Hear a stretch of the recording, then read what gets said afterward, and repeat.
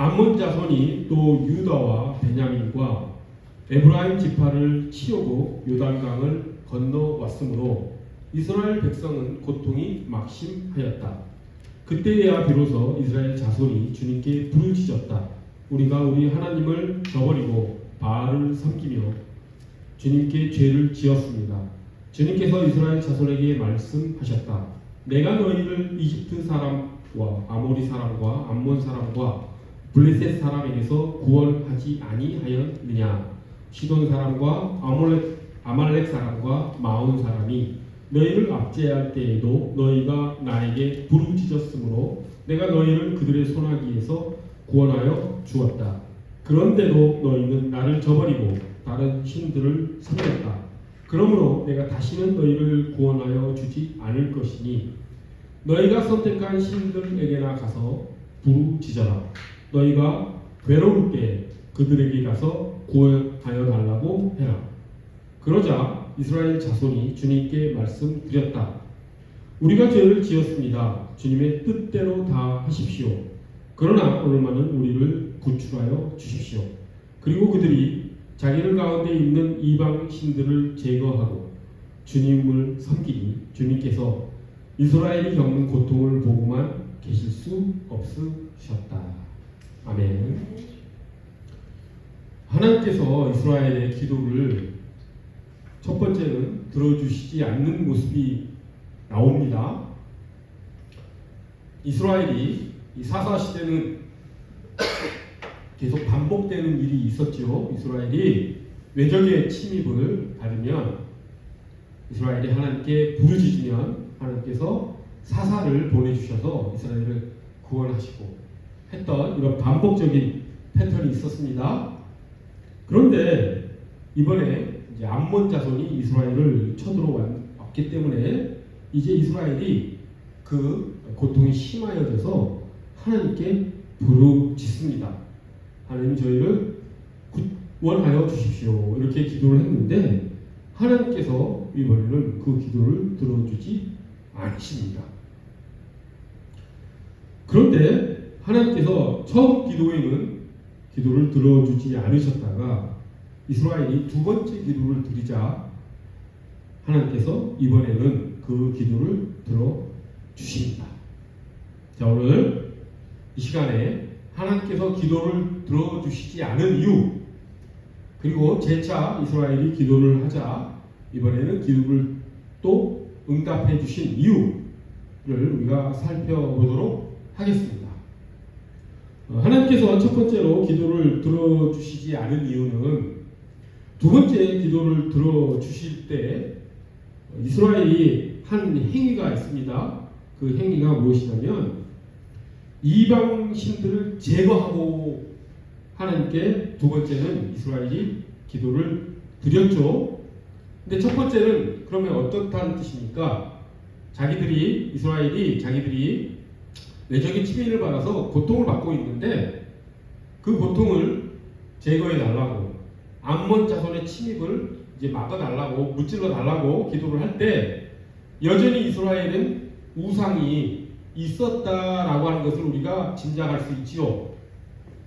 그렇기 때문에 이스라엘은 하나님께 나아가면서도 이스라엘 곳곳에는 또 우상도 나란히 있었다라고 하는 것을 우리가 알 수가 있습니다. 즉 하나님께서는 이스라엘이 첫 번째 기도를 할 때 이스라엘을 고쳐주시기 위해서 그들의 기도 가운데 있는 잘못을, 죄를 바로잡기 위해서, 그리고 올바른 기도를 하게 하시기 위해서 첫 번째 기도는 들어주시 않았다라고 하는 것이죠. 즉 하나님께서 첫 번째 기도를 받지 않으셨을 때 이스라엘 백성에게 이렇게 말씀하신 것과 같습니다. 너희들이 나에게 나와 기도를 한다만 너희들은 나를 여러 우상 가운데 단지 하나의 신으로만 생각하는구나. 너희들이 바알 신에게 기도하다가 뜻대로 되지 않으니 나에게 나와서 지금 기도를 하는구나. 너희들 이런 기도는 내가 받지 않겠다. 너희들이 지금까지 찾았던 바알 신에게나 가서 기도를 하거라. 이렇게 말씀하시면서 기도 응답을 하지 않으신 것이죠. 하나님께서 당연히 기도 응답 안 하시는 게 당연한 것입니다. 기도 응답을 하셨더라면 오히려 이스라엘은 더 나쁜 신앙의 길로 갔겠지요. 그렇기 때문에 온전한 신앙생활로 하나님께서 인도하시기 위해서 첫 번째 기도를 안 받으셨다라고 하는 것입니다. 이 부분을 우리가 잘 들여다 봐야 될 줄로 믿습니다. 지금 이스라엘은 자기들 땅에 있는 우상들, 바알신, 아스타롯신, 여러 아세라, 상 이런 것들 그대로 놔둔 상태에서 그들에게 우상에게 절하며 섬기며 살다가 어려움이 닥치니까 하나님께 나아간 것입니다. 제거하지도 않고 우상을. 그 무슨 소리입니까? 하나님을 여러 신들 가운데 좀 더 능력 있는 신 중에 하나로만 바라봤다라고 하는 그런 신앙이었던 것이죠. 오늘날에도 그런 일들이 무수히 일어나지요. 우리가 세상을 바라보더라도 수능 때가 되면 어떻습니까? 교회랑 절이랑 또 무당집이랑 이런 곳이 아주 사람들로 북적이지 않습니까? 절에 가서 치성을 드리고 무당에 가서 부적을 받고 또 무당이 하는 굿을 하고 하는 것이나 교회 가서 새벽기도 드리면서 수능 잘 보게 해달라고 하는 것이나 다를 바가 없다라고 하나님께서 보신 것이라고 하는 것입니다. 물론 자식의 앞날을 위해서 부모가 기도하는 것이 반드시 그런 것만은 아닙니다. 하지만 그런 마음 속에 그런 하나님을 단지 자신의 욕망을 달성하는 수단으로만 치부해버리는 그런 마음이 숨어 있을 수 있다라고 하는 것이죠. 그리고 이스라엘은 지금 그런 마음으로 기도했다라는 것을 하나님께서 아셨기 때문에 기도 응답을 해주지 않으셨다라고 하는 것입니다. 때문에 우리도 기도할 때 응답을 받지 않는다면 행여 내 기도 가운데 하나님을 진정 하나님으로 생각하지 않고 그저 우리의 욕망을 충족시켜 주시는 하나의 신에 불과하게 우리가 마음을 갖지 않았는지 라고 하는 것을 돌아볼 줄 알아야 될 것입니다. 이제 다행스럽게도 정말 다행스럽게도 이스라엘이 그것을 깨닫고 15절 보십시오. 이제 제대로 기도를 합니다. 하나님, 우리가 죄를 지었습니다. 그리고 그 다음 말이 아주 15절 보십시오. 아주 은혜롭습니다. 우리가 죄를 지었습니다. 그 다음에 주님의 뜻대로 하십시오. 이제서야 자신의 뜻을 내려놓고 자신의 잘못된 욕망을 내려놓고 어떻게 되든지 우리는 주님의 뜻에 따르겠습니다 라고 하는 그런 기도를 드리고 있는 것이죠. 그러면서도 자신들의 필요를 포기하지는 않습니다. 필요를 하나님께 아뢰지 않는 것도 잘못입니다. 우리가 하나님께 우리의 필요를 아뢰고 그걸 구하는 것 아주 좋은 기도입니다. 하지만 그 필요가 욕망으로 우리의 어떤 잘못된 그런 욕망으로 그럼으로써 하나님이 수단화되는 것은 안 되겠지요. 그러지 않은 선에서 우리가 필요를 하나님께 아뢰는 것은 잘못된 것이 아닙니다. 그렇기 때문에 이스라엘이 지금 주님의 뜻대로 다 하십시오라고 말하고 뒤에 그러나 오늘만은 우리를 구출하여 주십시오라고 필요를 아뢰는 것도 잘못된 것이 아닙니다. 피조물로서 전지전능하신 하나님께 우리 부족함을 아뢰는 것은 너무도 자연스럽고 당연한 그런 기도라고 할 수 있습니다. 게다가 16절을 보십시오. 이제 이스라엘은 이방신들, 우리 가운데 있는 그들 가운데 있는 이방신들을 제거하고 주님을 섬기고 있는 것이지요. 그러니 하나님께서 마음을 바꾸시고 그들의 고통을 두고 보고만 계실 수 없으셨다라고 16절에 나와 있지요. 그래서 입달을 보내십니다. 그래서 이스라엘도 구원받게 되지요. 자, 여기서 이제 오늘 설교의 제목이 메타노이아입니다. 메타노이아는 우리나라 말로 번역을 하면 회개라는 뜻이죠. 그래서 오늘 이스라엘이 하나님께 나아가 회개함으로 기도 응답을 받았는데 그 회개의 참 의미는 무엇인지, 그리고 우리가 어떻게 회개해야 되는지라고 하는 것을 살펴보는 그런 시간을 갖도록 하겠습니다. 이스라엘 얘기를 조금만 더 해보면 이제 이런 게 있습니다. 이스라엘이 잘못된 기도를 할 때는 어떤 마음으로 기도를 했냐면, 그들이 지금 암몬 족속의 침략을 받죠. 그래서 고통스럽습니다. 그래서 이스라엘이 지금 후회를 하고 있는 거죠. 자신들의 잘못을 고백합니다. 그런데 이스라엘이 지금 고통스러운 것은, 싫은 것은 무엇이냐면 죄에 따른 결과에 지금 이스라엘은 후회가 되는 것입니다. 죄 자체를, 자신들이 우상 숭배한 것에 대한 잘못을 고백한 것이 아니라 지금 자기들이 죄를 진 것을 이제 전혀 모르진 않겠지만 죄를 지었더니 암몬 자손이 쳐들어왔다. 그래서 죄에 따른 결과가 자신들에게 주는 어떤 상처, 손해, 손상, 이런 것들에 대해서 마음이 아픈 것이죠. 그들을 지금 아프게 하는 것은 죄 자체가 아니라 죄의 결과에 따른 상처라고 하는 것이죠. 그렇기 때문에 이들은 진정한 회개를 못하는 것입니다. 진정한 회개는 죄가 싫어지는 것이 진짜 회개이죠. 하지만 이스라엘은 그 죄를 혐오하기보다는 그보다 먼저 그 죄로 인해서 나타난 그 결과, 그로 인해서 외적이 침입해 들어와서 자신들이 고통받는 그 결과가 지금 마음이 더 크게 다가온 것이라고 하는 것이죠.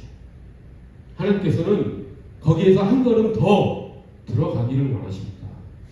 죄의 결과에 따른 어떤 손해만을 지금 이스라엘이 후회하는 것이 아니라 죄 자체를, 그런 결과를 낳게 한 죄 자체를 이들이 바라보고 그 죄를 미워하고 그 죄를 보고 하나님 앞에 회개하기를 하나님께서는 원하셨다라고 하는 것이죠. 천만다행으로 이스라엘이 본문에서 그것을 알았지요. 그래서 우리가 죄를 지었습니다. 하나님이 뜻대로 하십시오라고 하는 고백이 나옵니다. 그리고 이방신까지 제거하는, 그들이 이제 죄를 바라봤기 때문에, 자기들이 왜 죄를 졌는지, 무엇이 죄인지를 알았기 때문에 하나님보다, 하나님하고 동일성상에서 우상을 섬겼던 자신들의 죄의 모습을 발견했기 때문에 올바른 회개로 나아갈 수 있었다라고 하는 것이죠. 이제 이들은 비로소 이제 결과보다는 자신들의 행위의 동기를 바라볼 수 있었던 것입니다. 우리도 우리의 죄를, 우리의 잘못을 회개할 때 그 죄를 짓게 된 우리의 마음의 동기를 깊이 성찰할 수 있었으면 좋겠습니다. 그래야지만 우리가 진정한 회개로 하나님께 나아갈 수 있게 되는 것이죠. 하나의 한번 예를 들어봅시다. 만약에 내가 거짓말을 하는 죄를 지었다고 생각을 해봅시다. 그런데 그 거짓말이 탄로가 났습니다. 다른 사람들이 다 알게 됐습니다. 참으로 부끄러운 일이죠. 창피하지요. 얼마나 후회스럽겠습니까? 내가 나를 과시하기 위해서 없던 일을 지어서 사람들에게 거짓말을 했는데 그게 들통이 났습니다. 참으로 부끄럽겠죠. 그래서 이 사람은 자신이 한 행위에 대해서 후회를 합니다. 근데 그 사람이 후회한 것은 단지 거짓말이 들통남으로써 내가 창피당한 것만 후회를 한다면 그게 기독교에서 말하는 진짜 회개이겠습니까? 당연히 아니죠. 우리는 그렇게 살아갈 때가 너무 많습니다. 회개가 아닌 그저 후회만 하면서 살아가는 것이죠. 죄 자체, 내가 죄를 짓게 된 진짜 원인이 어디에 있는지는 바라보지 않고 죄를 짓고 나서 내가 겪게 되는 어떤 아픔, 상처, 손상에 대해서만 후회하며 살아가는 것이죠. 그런 경우 너무나 많다라고 하는 것이죠. 거짓말한 사람이 회개해야 될 것은 무엇이겠습니까? 내가 거짓말을 통해서 내가 다른 사람들로부터 인정받고 싶어하는 그 마음, 하나님이 아닌 다른 것, 것으로부터 내가 만족을 얻고자 하는 마음, 그게 우상 숭배이지 않습니까? 거짓말이 왜 죄입니까? 거짓말을 해서 내가 어떤 이득을 얻는 것인데 그 이득을 얻는 것을 어디에서 찾습니까? 하나님이 아는 곳에서 찾는 것이지요. 헛된 것으로부터 나가 다른 사람들로부터 인정받고 싶은 마음, 그게 우상이지 않겠습니까? 때문에 거짓말을 해서 들통이 났을 때 진짜 회개해야 될 것은, 성찰해야 될 것은 내가 왜 이런 거짓말을 했는가? 내가 다른 사람들로부터 인정받고 싶어하는 그 마음이 과연 바람직한 그런 마음이었는가? 라고 하는 것을 먼저 바라보고, 하나님 외에 다른 곳에서 내가 인생의 만족을 찾으려고 했던, 내가 인정받고자 했던 그런 마음을 들여다보지 않아야 된다라고 하는 것이죠. 이것이 진정한 회개라고 하는 것입니다. 그래서 회개라는 말을 우리가 생각을 할 때 항상 후회라는 말과 회개는 다른 것이다 라고 하는 것을 꼭 우리가 마음속에 새겼으면 좋겠습니다. 후회는 단지 과거에 있었던 잘못을 뉘우치는 것에 불과한 것이죠. 거기서 끝나버리죠. 하지만 회개는 그렇지 않죠. 그 동기까지 살펴서 성찰해서 내가 하나님이 아닌 다른 곳에서 내 삶에 만족을 찾으려고 했구나 라고 하는 것까지 바라보고, 그리고 돌아서는 것, 그것이 회개인 것이죠. 그래서 회개의 원어를 살펴보면 메타노이아는 헬라어이고, 이제 히브리어를 찾아보면 슈브라는 단어가 있는데 그 단어는 돌아서다라는 뜻이 있습니다. 즉 회개는 단순히 후회만 하는 것이 아니라, 잘못을 뉘우치는 것만이 아니라 그것에 더해서 하나님께 돌아서는 것, 우상을 버리고 내 자신의 잘못된 마음의 동기를 잘 성찰해서 그 잘못된 동기를 제거하고 하나님께 돌아서는 것, 그것이 회개라고 하는 것이죠.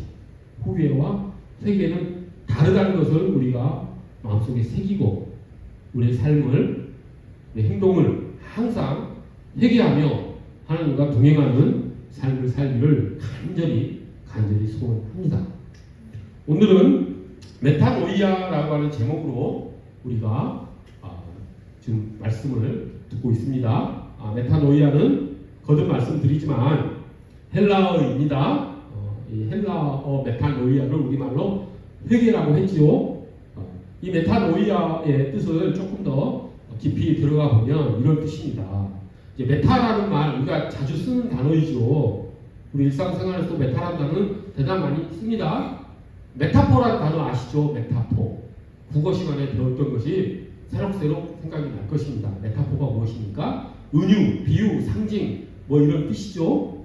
그래서 메타포라고 하는 것은 어떤 단어가 지시하는 표면적인 뜻이 아니라 그 단어가 상징하고 비유하는, 은유하는 진정한 뜻으로 사람들을 인도하기 위해서 사용하는 어떤 수사법이죠.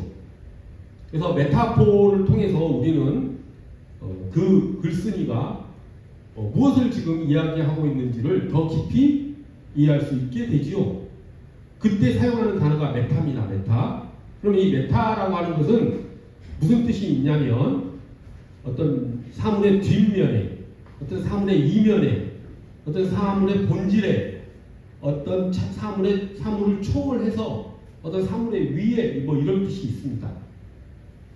그래서 메타라고 하는 뜻은 무엇을 초월한, 무엇의 뒤에, 나중에라는 뜻도 있죠. 나중에, 그리고 또 무엇을 초월하는 뭐 이런 뜻이 있습니다.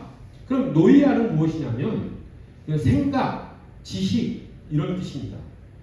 그러니까 메타 노이아 그러면 나중에 생각, 즉 행동을 저지르고 나서 나중에 생각한 것, 후회라는 뜻이 이제 기본적으로 떠오르지요. 그래서 메타노이아는 이제 나중에 바뀐 생각, 그래서 자신의 잘못을 깨닫는 생각을 메타노이아라고 할 수 있습니다. 그런데 여기에는 충분히 회개의 뜻이 들어가 있지 않죠. 말씀드렸지만 회개는 단순히 자신의 잘못을 나중에 깨닫는 것에서 더해서 그 마음이 하나님을 향하는 때까지 나아가야지만 진정한 회개라고 하는 것이죠.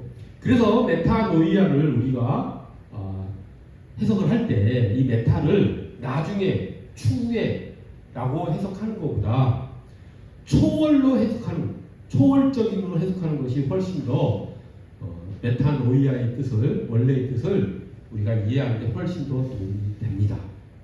즉 우리의 생각, 우리가 잘못을 저질렀을 때의 생각, 노이아, 그것을 초월하는 생각으로 우리가 메타노이아를 이해를 하면은 회개에 좀 더 근접한 그런 뜻으로 우리가 이해할 수 있게 되지요. 이것을 조금 더 이해하기 위해서 메타인지라는 개념을 생각해보면 조금 더 쉽습니다. 메타인지란 말 들어보셨죠? 메타인지는 무엇이냐면 생각을 생각하는 것이라고 쉽게 얘기할 수가 있습니다. 즉 자기가 생각하고 있는 것을 자기가 또 생각하는 것이죠. 생각 위의 생각, 생각을 초월한 생각.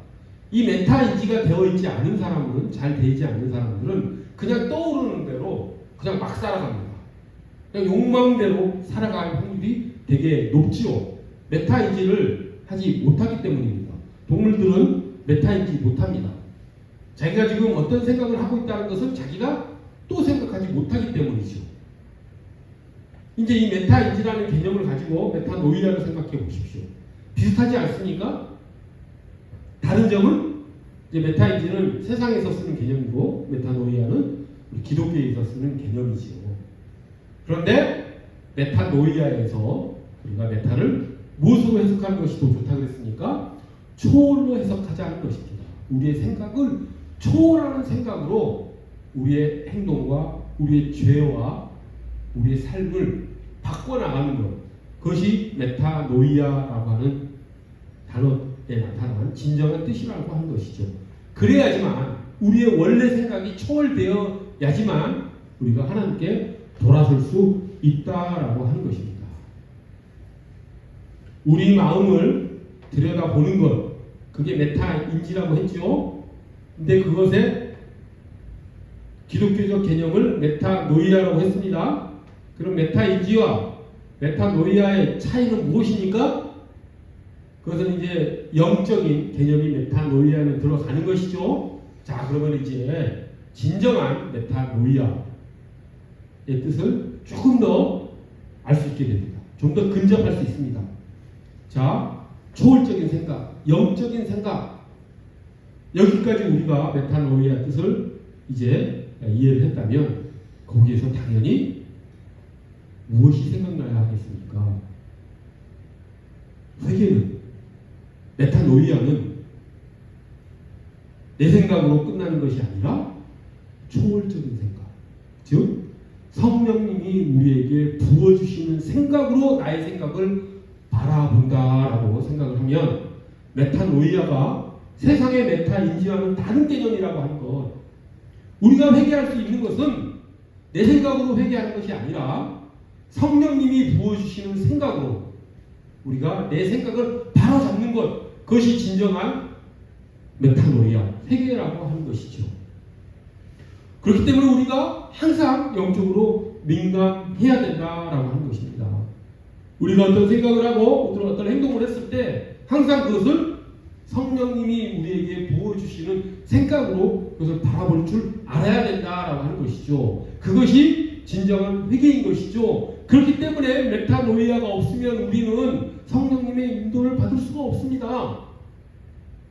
제가 제목을 어떻게 잡았습니까? 메타노이아, 천국에 이르는 길이라고 제목을 잡았습니다. 그것이 왜 가능하겠습니까?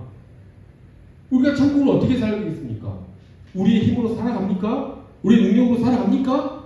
성령님의 인도하심에 우리가 순종할 때 우리가 진정한 천국에서 살아갈 수 있는 것이죠. 즉 메타노이아의 삶은 우리가 성령님의 음성을 듣고 성령님의 인도하심에 따르는 삶이기 때문에 우리는 메타노이아 함으로써 천국에서 살아간다라는 하는 것이죠. 우리 기독교인들은 천국을 미래적 의미의 천국만 생각하며 사는 사람들이 아닙니다. 천국은 현세적 의미의 천국도 존재하지요. 예수님께서 분명히 그렇게 말씀하셨습니다.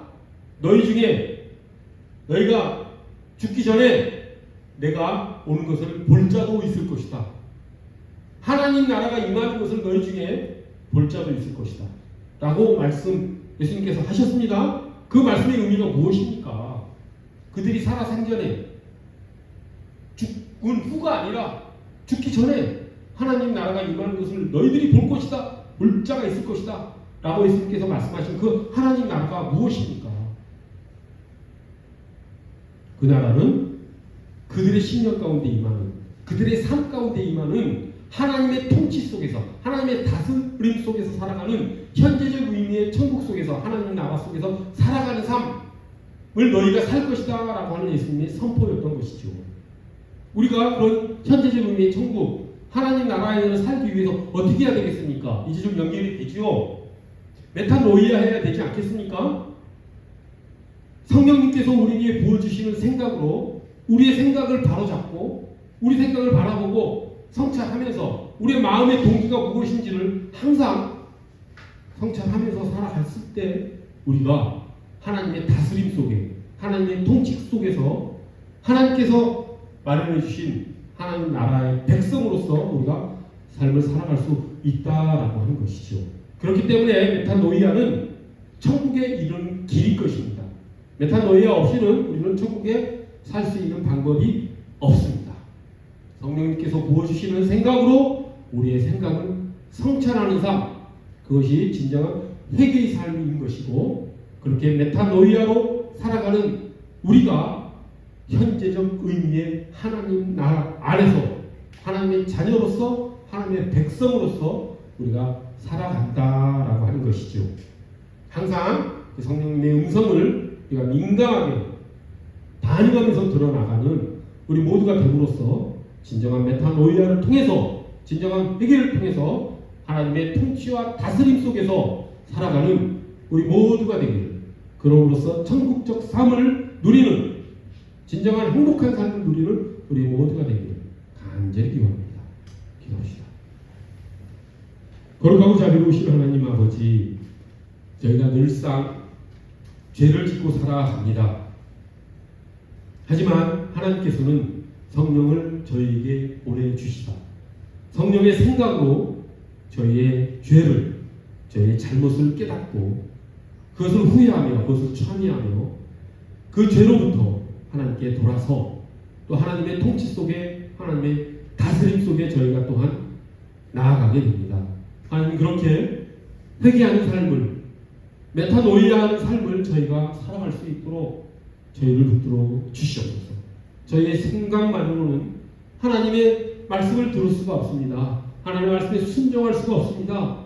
하나님, 메타노이아함으로 성령님이 무엇이시는 생각으로 저희의 생각을 수정하고 교정하며 바로잡아 하나님의 통치 속에 우리가 살아가게, 천국 속에 살아가게 하여 주시옵소서. 감사드리오며 귀하신 예수 그리스도 이름 받들어 기도드립니다.